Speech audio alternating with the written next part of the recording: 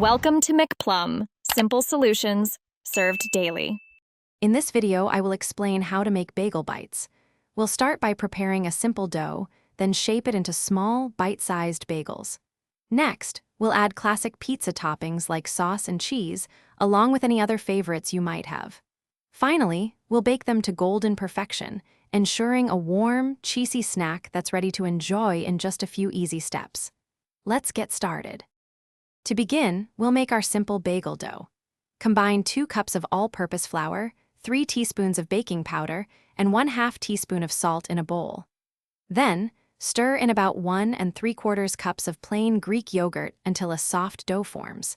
Divide this dough into 16 equal pieces, rolling each into a small log and pinching the ends to form mini bagels. Bake these at 350 degrees Fahrenheit for about 20 to 24 minutes, until lightly golden. Now it's time to assemble our bagel bites. First, increase your oven temperature to 425 degrees Fahrenheit. Carefully slice each cooled mini bagel in half, creating 2 flat surfaces. On each half, spread about 1 teaspoon of your favorite pizza sauce.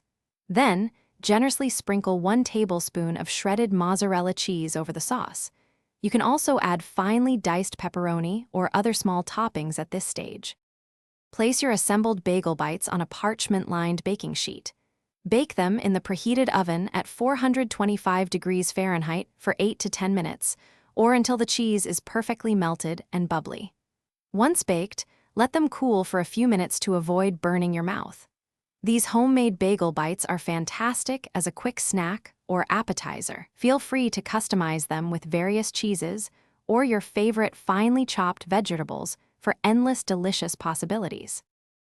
Thanks for watching. Stay juicy and subscribe.